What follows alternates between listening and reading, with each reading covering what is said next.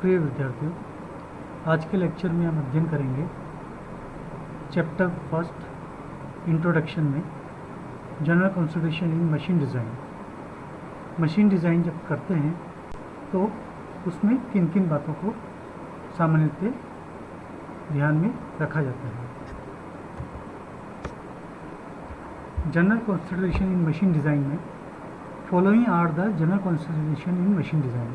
Machine design करते वक्त सामान्यतः निम्न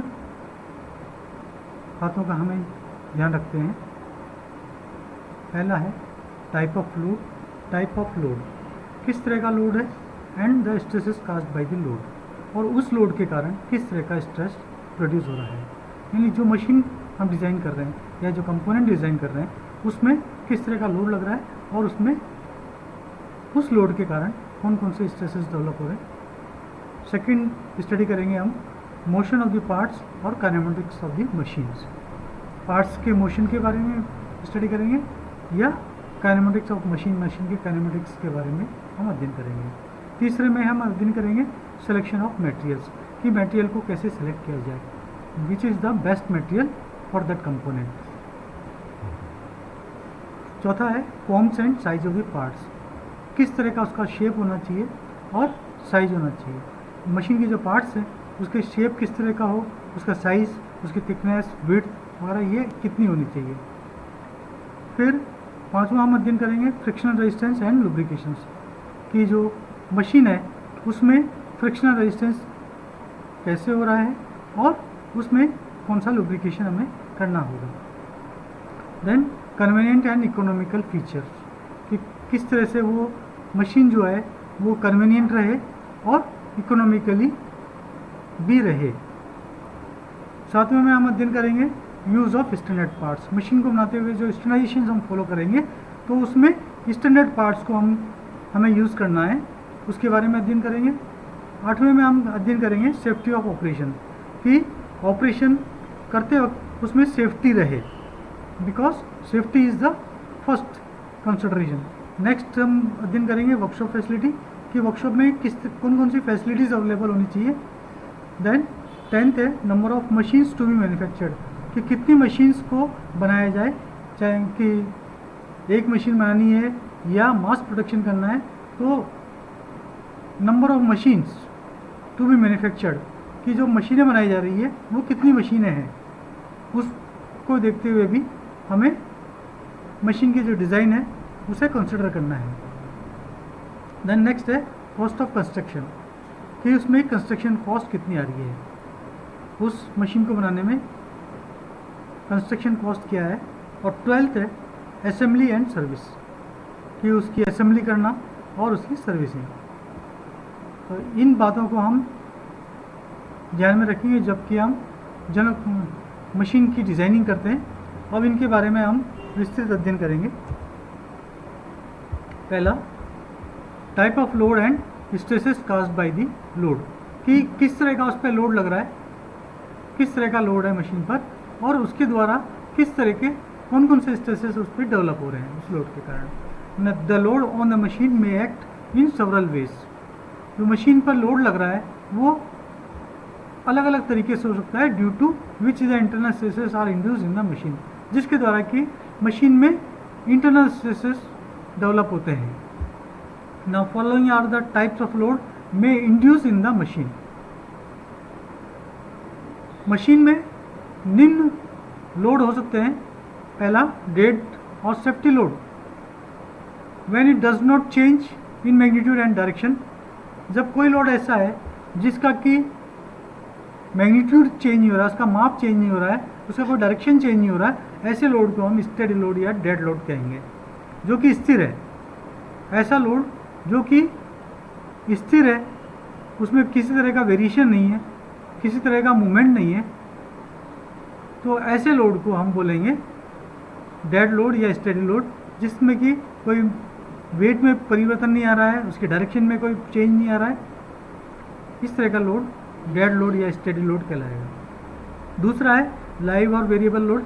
लाइव और वेरिएबल लोड वेल लोड, जिसमें कि वेरिएशन हो रहा है, उसके लोड में परिवर्तन आ रहा है। व्हेन इट चेंजेस कंटिन्यूसली, मतलब उसका जो लोड है वो लगातार बढ़ रहा है या कम हो रहा है, ऐसे लोड को हम बोलेंगे वेरिएबल लोड। यदि उसका वेट बढ़ता जा रहा है, लोड का वेट बढ़ता जा रहा है या कम होता जा रहा है, तो वो वेरिएबल लोड कहलाएगा। देन थर्ड है सडनली अप्लाइड और शॉक लोड। सडनली अप्लाइड या शॉक लोड जो कि पहले दोनों लोड से के कंपेरिजन में ज़्यादा डेंजरसफुल है। सडनली अप्लाइड या शॉक लोड में अचानक यदि लोड लगता है या शॉक लगता है तो वे शॉक लोड या सडनली अप्लाइड लोड कहलाएगा। When it is suddenly applied और रिमूव, जैसे एक मोटरसाइकिल चल रही है और उसमें कोई गड्ढा आ जाए या कोई पत्थर आ जाए, तो उस तरह का जो शॉक लगेगा that is the shock load या suddenly applied load. Impact load applied with some initial velocity. Impact load वह लोड कहलाएगा जिसमें कि जो लोड लग रहा है उसमें वो कुछ वेलोसिटी के साथ में लग रहा है, जैसे हम हैमरिंग करते हैं, तो that is the impact load. किसी चीज़ को हैमर से स्ट्राइक करना, ये इम्पैक्ट लोड कहलाएगा, जिसमें कि कुछ वेलोसिटी है। स्ट्राइक जो कर रहे हैं उसमें वो वेलोसिटी के साथ में है, तो इस तरह का जो लोड कहलाएगा वो इम्पैक्ट लोड होगा। और ये सबसे ज़्यादा डेंजरस होता है क्योंकि इसमें इम्पैक्ट लोड में फोर्स इन्वॉल्व है, तो इसलिए इसमें हम जब इम्पैक्ट लोड होता है तो डिज़ाइनिंग करते वक्त फैक्टर ऑफ सेफ्टी हम ज़्यादा लेते हैं कंपेरिजन टू स्टेडी लोड या वेरिएबल लोड। इन लोड्स के मुकाबले इम्पैक्ट लोड में फैक्टर ऑफ सेफ्टी ज़्यादा होती है।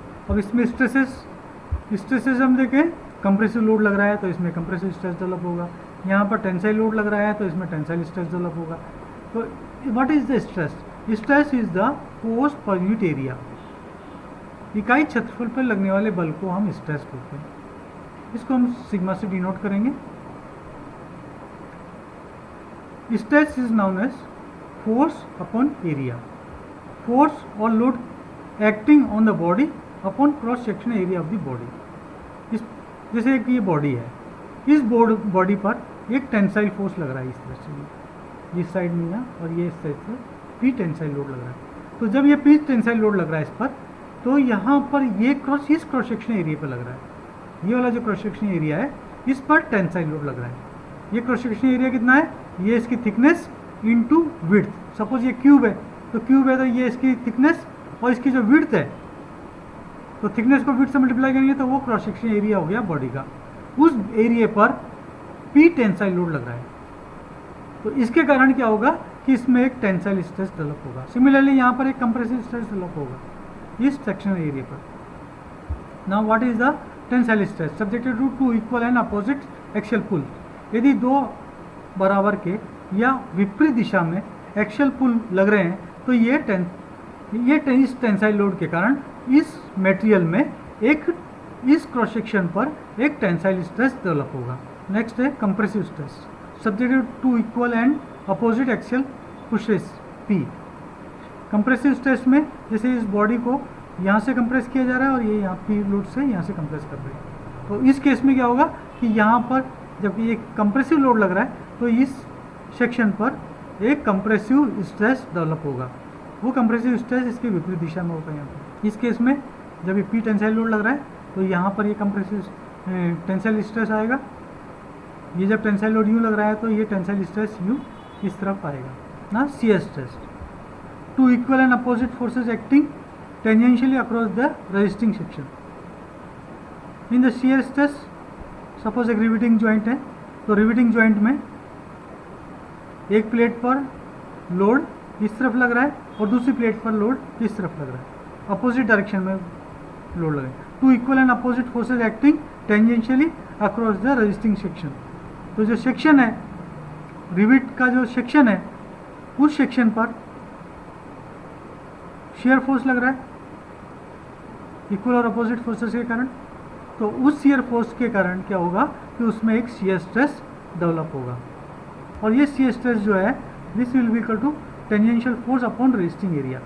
ये डिपेंड करेगा कि टेंजेंशियल फोर्स कितना है अपॉन रेजिस्टिंग एरिया, कितने एरिया पर वो टेंजेंशियल फोर्स लग रहा है।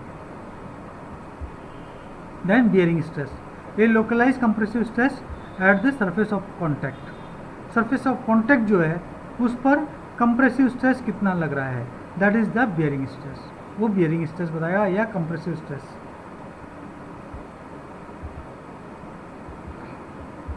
नाउ सेकंड कंसिडरेशन है मोशन ऑफ द पार्ट्स और kinematics of the machine. Parts का जो मोशन है, मशीन के जो पार्ट्स की गति है और काइनेमेटिक्स ऑफ मशीन वो किस तरह से है।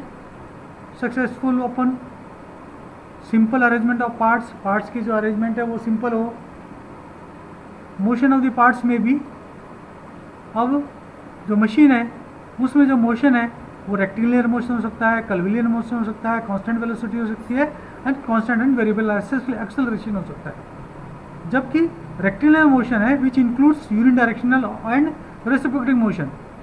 रेक्टिकुलर मोशन जिसमें कि यूनिडायरेक्शनल है या रेसिप्रोकेटिंग मोशन हो सकता है, एक ही डायरेक्शन में हो सकता है, या टू एंड फ्रो मोशन हो सकता है, उसमें रेसिप्रोकेटिंग मोशन हो सकता है। कर्वीलिनियर मोशन हो सकता है which includes rotary motion, oscillatory motion and simple harmonic motion. Then constant velocity हो सकती है। देन नेक्स्ट है constant and variable acceleration. General consideration machine design में नेक्स्ट कंसिडरेशन है सिलेक्शन ऑफ मटेरियल। जब हम किसी मशीन को डिज़ाइन करते हैं तो उसमें मटेरियल को कैसे सेलेक्ट करना है, ये मटेरियल सेलेक्ट करने के लिए हमें किन बातों को ध्यान में रखना है। Knowledge of the properties of the material, material की प्रॉपर्टीज़ के बारे में नॉलेज होना, and their behaviour under working condition, और वर्किंग कंडीशन में उसका बिहेवियर किस तरह का रहेगा, उस मटेरियल का क्या बिहेवियर रहेगा जब हम उसको काम में लेंगे। Important characteristics of the materials are strength, durability, flexibility, weight, resistance to heat and corrosion, ability to cast, welded और hardened, machinability, electrical conductivity etcetera. किसी भी मटेरियल को सिलेक्ट करते वक्त उसकी प्रॉपर्टीज़ के बारे में पूरी जानकारी होनी चाहिए मटेरियल की प्रॉपर्टी में, और उसका बिहेवियर कि वो वर्किंग कंडीशन में उसका किस तरह का बिहेवियर रहेगा। रेनिंग मतलब बरसात में या हीटिंग कंडीशन में, हाई टेम्परेचर पर उसका बिहेवियर किस तरह का रहेगा। Important characteristics of materials are, इसमें जो कैरेक्टरिस्टिक्स हैं मेन वो है स्ट्रेंथ। मटेरियल की स्ट्रेंथ हमें मालूम होनी चाहिए कि उसकी स्ट्रेंथ क्या है, कब स्ट्रेंथ उसकी कितनी रहेगी।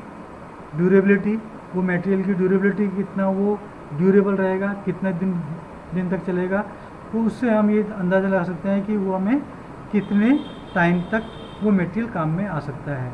जैसे हमें कोई मशीन 5 साल के लिए हम उसको डिज़ाइन कर रहे हैं कि 5 साल तो वो चलनी चाहिए, तो उसमें हम मटेरियल जो काम में लेंगे वो ऐसा इस तरह का लेंगे कि उसकी 5 साल की कम से कम लाइफ हो। फ्लेक्सिबिलिटी, उसमें मटेरियल कितना फ्लेक्सिबल है, उसका वेट कंसिडरेशन कि वेट जो है वो कितना रहेगा। जिससे फ्लाइट एरोप्लेन्स हैं तो उसमें हल्के कंपोनेंट्स लेंगे, मटेरियल जो है इस तरह का लेंगे कि जिनकी वेट कम हो। तो यहाँ पर मटेरियल का जो सिलेक्शन है उसको भी ध्यान में रखेंगे। Resistance to heat and corrosion, जैसे हाई टेम्परेचर पे हम कोई मटेरियल काम में ले रहे हैं तो वो हीट को रेजिस्ट करने वाला हो। नमी वाली जगह पर यदि कोई मटेरियल मशीन काम आ रही है या कोई कंपोनेंट काम आ रहा है तो वहाँ पर इस बात का ध्यान रखेंगे कि वो कोरोसिव रेजिस्टेंस हो। एबिलिटी टू कास्ट, ईजिली उसको बनाया जा सकता हो, कास्टिंग की जा सकती हो, उस पर ईजिली वेल्ड किया जा सकता हो, और हार्डनिंग ईजिली की जा सकती हो, मशीनिंग ईजिली की जा सकती हो। तो ये गुण उसमें होने चाहिए मटेरियल में। Then electrical conductivity, current easily flow हो, रेजिस्टेंस कम से कम हो, इलेक्ट्रिकल लॉसेस नहीं होने चाहिए। तो ये कोई भी मशीन जब हम डिज़ाइन करते हैं तो मटेरियल सिलेक्शन एक इम्पॉर्टेंट कंसिडरेशन है जिसके द्वारा कि हम मटेरियल को सेलेक्ट करते हैं। चौथा है forms and size of the parts. जो पार्ट है उसका शेप किस तरह का होना चाहिए, उसमें साइज़ किस तरह का होना चाहिए। On judgement the smallest particle cross section may be used. Judgement basis पे हम क्या करते हैं कि स्मॉलेस्ट पार्टिकल क्रॉस सेक्शन हम लेते हैं, but check that the stresses induce in the design cross section are reasonably safe. लेकिन हमें ये चेक करना है कि जो हम क्रॉस सेक्शन काम में ले रहे हैं, जो साइज हम ले रहे हैं, वो साइज जो है वो सेफ है, रेस्पॉन्सिबल सेफ है, वो टूटेगा नहीं। To design any machine parts for form size, किसी भी शेप के लिए मशीन को डिज़ाइन करना है। It is necessary to know the forces which the parts must sustain, हमें ये मालूम होना चाहिए कि उस पार्ट्स में जो फोर्सेज लग रहे हैं वो पार्ट्स वो फोर्सेज वो सहन कर लेगा। It is also important to anticipate any suddenly applied or impact load which may cause failure. यह भी इम्पॉर्टेंट है कि उसमें कोई सडन अप्लाइड या इम्पैक्ट लोड लग रहा है जिसके कारण कि फेलियर हो सकता है, तो इस चीज़ को भी हमें ध्यान में रखना पड़ेगा। नेक्स्ट है frictional resistance and lubrication. Frictional resistance and lubrication में loss of power due to friction, friction के कारण कितनी पावर लॉस हो रही है, इसको ध्यान में रखना पड़ेगा। Friction of starting is higher than that of running friction. किसी भी मशीन को स्टार्ट करते हैं या व्हीकल को जब स्टार्ट करते हैं तो उसमें स्टार्टिंग फ्रिक्शन ज़्यादा होता है than that of running friction, उसके रनिंग के मुकाबले में जो स्टार्टिंग फ्रिक्शन है वो ज़्यादा रहता है। लुब्रिकेशन ऑफ ऑल सर्फेसेज, सभी सर्फेसेज को लुब्रिकेट किया जा सकता हो। विच moves in contact with others, जो कि एक दूसरे के कॉन्टैक्ट में है। वेदर इन रोटेटिंग, स्लाइडिंग और रोलिंग बियरिंग्स, चाहे तो वो रोटेटिंग बियरिंग हो या स्लाइडिंग बियरिंग है या रोलिंग बियरिंग्स है, तो उनको इजीली लुब्रिकेट किया जा सकता हो, इस तरह का उसमें प्रोविज़न होना चाहिए। तो हम इस चीज़ का ध्यान में रखेंगे कि उसमें एक तो फ्रिक्शन कम से कम हो और इसके अलावा वो इजीली उसमें लुब्रिकेट किया जा सकता हो। सिक्स्थ है convenient and economical features. The operating features should be carefully studied. Designer को मशीन के ऑपरेटिंग फीचर्स को केयरफुली स्टडी करना चाहिए। The starting, controlling and stopping levers should be located on the basis of convenient handling. Machine के starting, controlling और stopping levers जो हैं वो प्रॉपर जगह पर, कन्वीनियंट प्लेस पर होने चाहिए ताकि उनको आसानी से हैंडल किया जा सके। The adjustment for wear must be provided, जो घिसावट है उसका एडजस्टमेंट का प्रोविज़न होना चाहिए। Employing the various take up devices and arranging them, जिसके द्वारा हम उसको अरेंज कर सकते हैं। सो that the alignment of parts is preserve, जिससे कि पार्ट्स के अलाइनमेंट जो हैं उनको प्रिजर्व किया जा सके। If parts are to be change for different products और replace on account of wear and और ब्रेकेजेस, यदि पार्ट्स को चेंज करना पड़े डिफरेंट प्रोडक्ट्स के लिए और रिप्लेस करना पड़े ऑन अकाउंट ऑफ वियर और ब्रेकेज, घिसावट के कारण या टूटने के कारण, यदि पार्ट्स को चेंज करना पड़े विभिन्न प्रोडक्ट्स के लिए फॉर और रिप्लेस करना पड़े ऑन अकाउंट ऑफ वियर और ब्रेकेज, कि वियर और ब्रेकेज के कारण उन्हें रिप्लेस करना पड़े, तो easy access should be provided. तो उस केस में उस पार्ट्स पर असेस जो है वो इजी होना चाहिए, इजीली अप्रोच होनी चाहिए, इजीली उस पार्ट्स को हम असेस कर सकें, उस पर कार्य कर सकें। And the necessity of removing other parts to accomplish this should be avoided if possible. इसके अलावा necessity of removing other parts, उस पार्ट्स पर असेस करने के लिए दूसरे पार्ट्स को हटाने की ज़रूरत न पड़े, जितना संभव हो दूसरे पार्ट्स को हटाने की ज़रूरत नहीं पड़नी चाहिए उस पार्ट्स को असेस करने के लिए। The economical operation of a machine which is to be used for production. The economical operation of a machine, machine का जो ऑपरेशन है, इकोनॉमिकल ऑपरेशन है, which is use to be production, जिस machine पर हम प्रोडक्शन कर रहे हैं उसका इकोनॉमिकल ऑपरेशन और द और for the processing of material should be studied, और उसका जो मटेरियल का जो प्रोसेस है वो स्टडी करना चाहिए डिज़ाइनर को, in order to learn whether it has the maximum capacity consistent with the production of good work. यह लर्न करने के लिए whether it has the maximum capacity consistent, कि इसकी मैक्सिमम कैपेसिटी है with the production of good work के साथ में।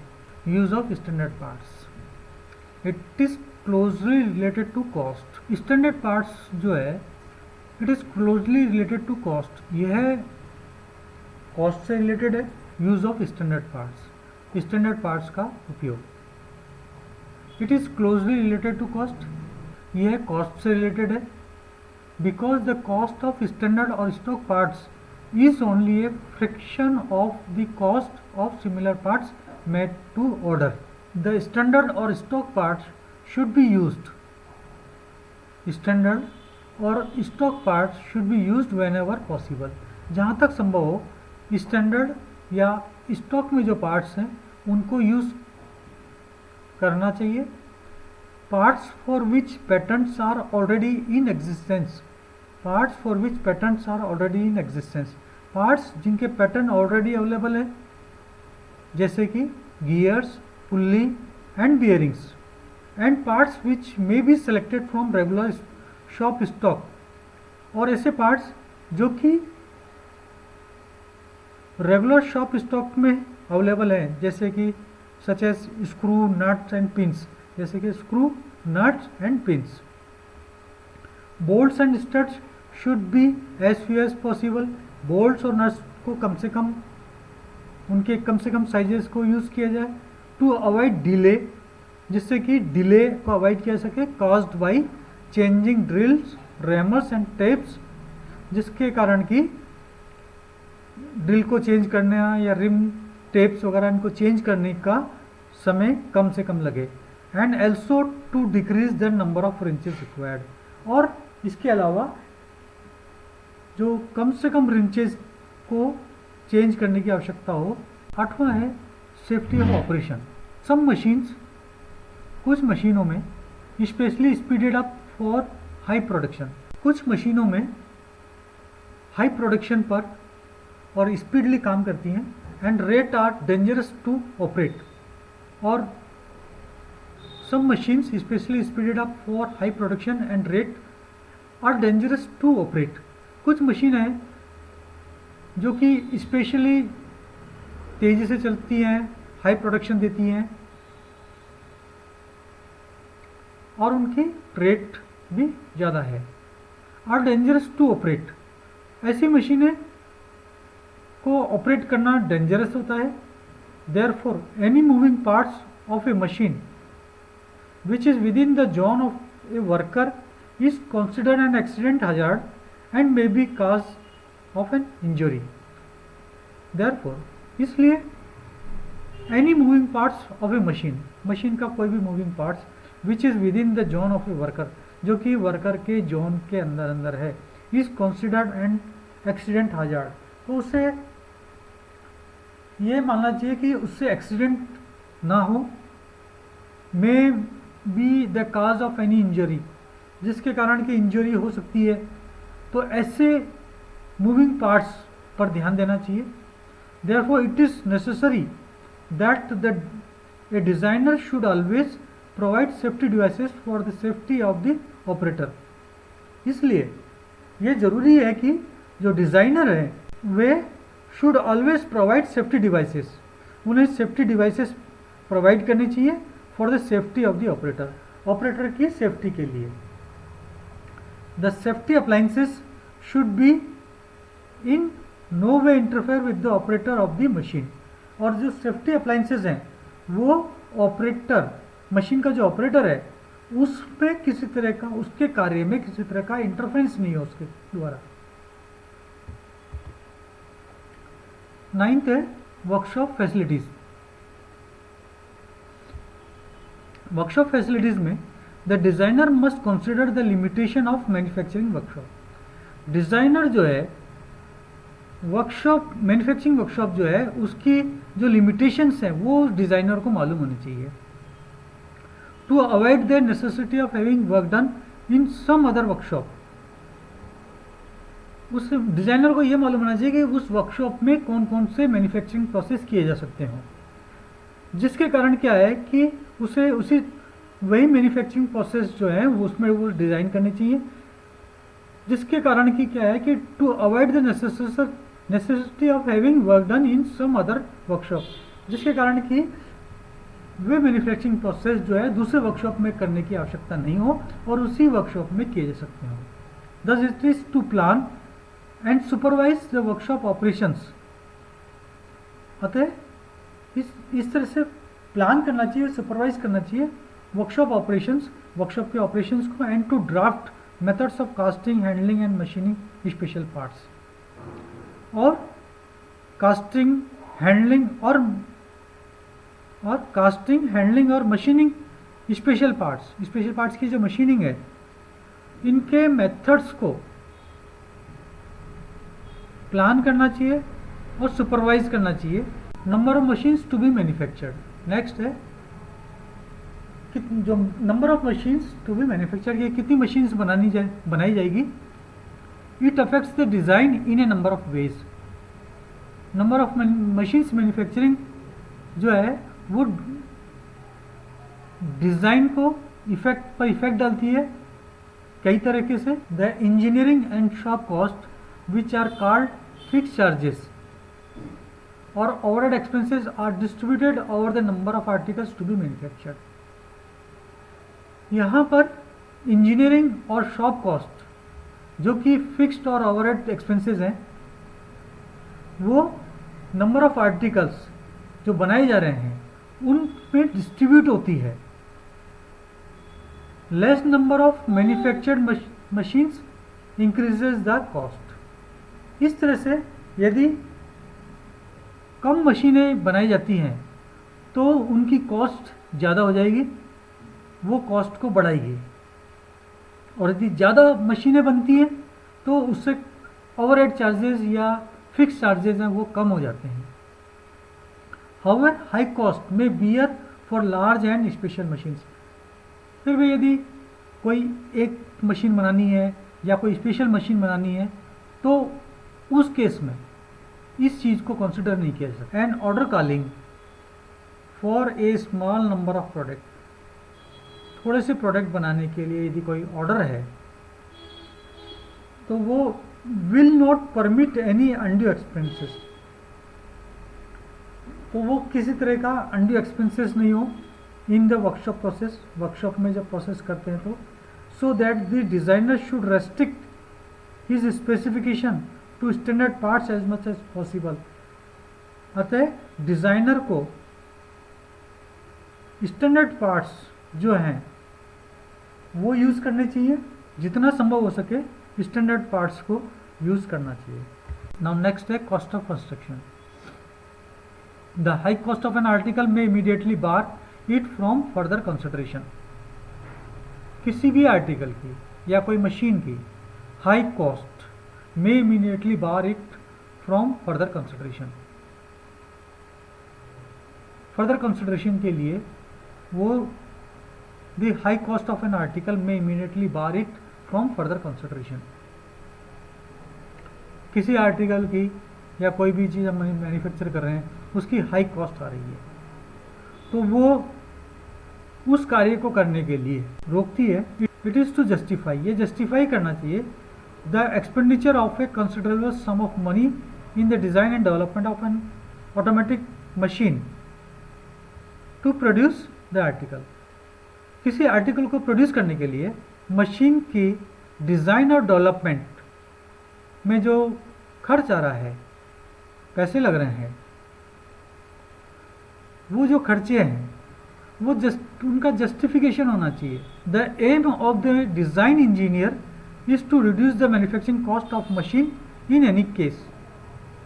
डिज़ाइनर का ये एम होना चाहिए कि जो मैन्युफैक्चरिंग कॉस्ट आ रही है, मशीन की जो मैन्युफैक्चरिंग कॉस्ट है, वो किसी भी कंडीशन में या किसी भी केस में कम से कम रहनी चाहिए। इस तरह का कॉस्ट ऑफ कंस्ट्रक्शन जो है वो कम से कम आए, इस तरह का डिज़ाइनर को सोचना होगा। उसे डिज़ाइनर को ये कंसिडर करना है कि जो मशीन बना रहे हैं उसमें कॉस्ट कम से कम आए। नेक्स्ट है assembling. Every machine is assembled in shop before functioning. प्रत्येक मशीन जो है फंक्शनिंग से पहले असेंबल की जाती है शॉप में। Assembled machine is tested, assemble machine को टेस्ट किया जाता है and then transported to their place of service. फिर जहाँ पर वो काम आएगी वहाँ पर उसको ट्रांसपोर्ट कर दिया जाता है। The designer must anticipate the exact location and local facilities for erection of machine.